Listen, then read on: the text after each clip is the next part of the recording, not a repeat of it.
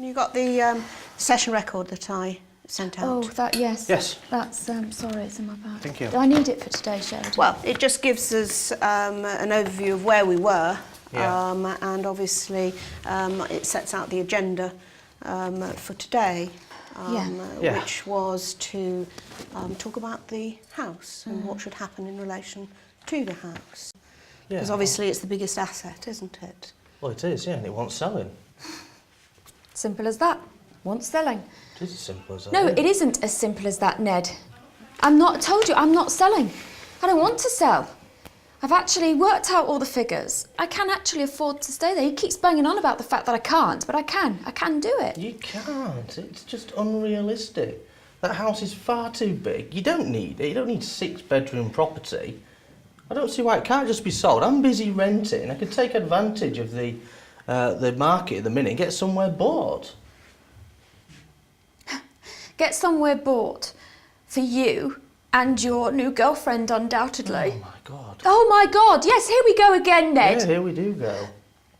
He doesn't understand what I'm going through, Sheridan. I can't even believe that we're sat here.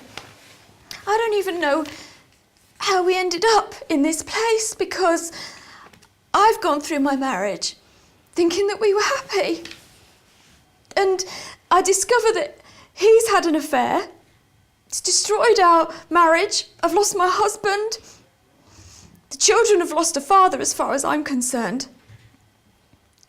I mean, Ned, why did you have to go and ruin everything? I thought we were happy, weren't we? Tara, no, we weren't. We weren't happy. It wasn't good for us, it wasn't good for the kids. Look, I'm sorry if I've hurt you. I really am. And I'm sorry if I've hurt the children. But we just couldn't carry on like that. You couldn't carry on like that.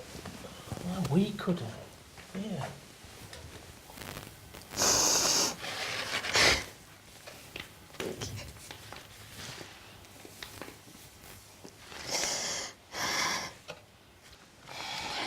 Is that the first time you've actually talked together about the breakup of the marriage? It is, really. It can be hard, can't it? Everything. For both of you. And the children. Are you sure you want to continue today? Do you want to continue to talk about the house, or should we talk about something else? I'm okay now, actually. Thanks. Now that, as I said, it's a big thing for you to hear you say sorry, Ned, for what's happened. So you'd envisaged selling the house immediately, Ned? Well, I'm not saying let's sell it tomorrow, because you know the market is slow. There's not a lot going on with it, but I am thinking it needs an immediate sale. You know, let's say 6 months or something like that. It can be sold. 6 months. 6 months from now, Ned, the boys are in the middle of their exams.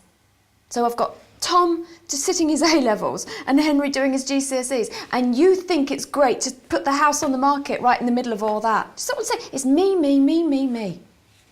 Well, look, I need a time frame for my future. Well, at least you have a future. What have I got? I've lost absolutely everything. So 6 months is not okay for you, Tara, and obviously from what you're saying about the children and the boys doing their exams, it might be quite hard for them. What time frame had you got in mind? Well, my solicitor's told me that I don't have to be out before 4 years. 4 years? Well, 5 years in actual fact. I mean, we discussed 4 or 5. The reality is that I've got Tom going to university in September after his A-levels, and then I've got Henry doing a degree. Now, if Henry does a 2-year course, because he might not go to uni, he might go on to a different college because he does music, and so if he does a 2-year course, then he finishes in that 4-year period. If he does 3 years, it's 5. So really, I think we ought to have a plan that sells the house in that time frame, so that I've got both boys through their further education. What are your thoughts on that then, Ned? Well, I could tell you what my solicitor's thoughts are. They said they'll get a court order straight away to have the house sold immediately. That's a lie. Either you're lying about what your solicitor said, or your solicitor needs to go back to law school and do a bit more studying. It's just rubbish. How can they be so far apart?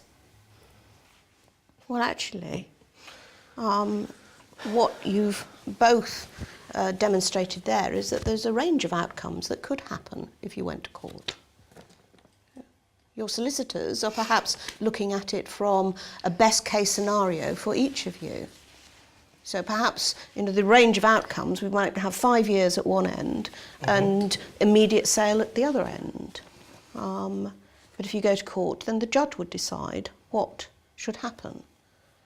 Whereas within this process, you two can decide what you think should happen and what you think will work for you and your family.